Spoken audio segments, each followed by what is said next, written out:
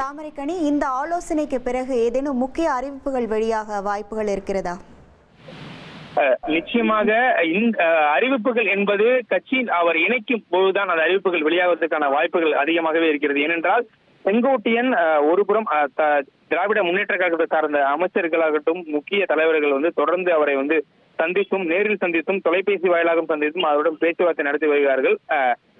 ஏற்கனவே செங்கோட்டையனுடைய உறவினர்களும் சரி, செங்கோட்டையனும் நேரடியாக தமிழக வெற்றி கழகத்தில் இருந்து ஏற்கனவே அவர்கள் இணைவதற்கான அந்த பேச்சுவார்த்தை ஒருபுறம் நடந்திருப்பதாகவும் கூறப்படுகிறது. இது மட்டும் இல்லாமல் செங்கோட்டையனுடைய ஆதரவாளர்கள் இருக்கக்கூடியவர்கள், ஏற்கனவே அதிமுகவிலிருந்து எடப்பாடி பழனிசாமியால் நீக்கப்பட்டவர்களும் தற்போது சென்னை புறப்பட்டு வந்து கொண்டிருப்பதாகவும் ஏற்கனவே செய்தியானது வெளியாகி இருந்தது. எனவே இது தொடர்பான ஒரு முக்கிய அறிவிப்பு என்பது இன்றைய தினம் வருமா என்று எதிர்பார்க்க முடியாது. என்றால் அவர் கட்சியின் இணைந்த பிறகே அவருக்கு என்ன மாதிரியான பொறுப்புகள் வழங்கப்படும், உடன் வந்தவர்களுக்கு என்ன மாதிரியான பொறுப்புகள் வழங்கப்படும் என்பது கட்சியின் இணைந்ததற்கு பிறகே அந்த அறிவிப்பானது வெளியாகும். இன்றைய தினம் என்ன மாதிரியான அமைப்பு, அதாவது கட்சி நிகழ்ச்சி, இணைப்பு நிகழ்ச்சி என்பது நடைபெற்றால் அது எவ்வாறு நடைபெறுத்த வேண்டும், அதுபோல கட்சிக்கு அவர் வரக்கூடிய சூழ்நிலை அவருக்கு என்ன மாதிரியான பொறுப்பு வழங்க வேண்டும் என்றால், அவர் கிட்டத்தட்ட நீண்ட நாள் ஒரு அரசியல் அனுபவம் கொண்ட ஒருவர், கிட்டத்தட்ட நீண்ட ஆண்டுகள் சட்டமன்ற உறுப்பினராக இருந்தவர், அமைச்சராக இருந்தென்றால் அவருக்கு கட்சியில ஒரு முக்கியமான பொறுப்பு வழங்க வேண்டும் என்பதே இவர்களுடைய நோக்கமாக இருக்கட்டும். ஏனென்றால் வேற கட்சியிலிருந்து வரக்கூடியவர்களும் அந்த எதிர்பார்ப்பு என்பது இருக்கும். எனவே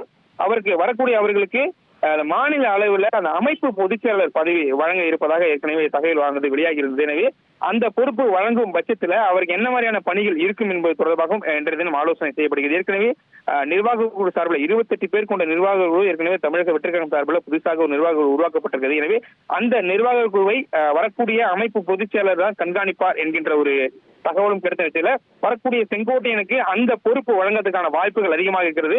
ஒருவேளை அந்த பொறுப்பு வழங்கினால் அந்த 28 நிர்வாக குழு உறுப்பினர்களும் செங்கோட்டையனுடைய தலைமையில இயங்குவார்கள் என்று ஏற்கனவே தெரிவிக்கப்பட்டது. எனவே அந்த பொறுப்பு வழங்குவதற்கான முக்கிய ஆலோசனை கூட்டம் தான் தற்போது விஜயனுடைய தலைமையில அவருடைய இல்லத்தில் நடைபெற்று வருகிறது. இனி செல்லும் இடமெல்லாம் செய்தி. தந்தை டிவியின் வாட்ஸ்அப் சேனலை ஃபாலோ பண்ணினா செல்ல இருக்கும் இடமெல்லாம் செய்தி. இதோ QR கோட், இப்பவே ஸ்கேன் பண்ணுங்க, ஃபாலோ பண்ணுங்க.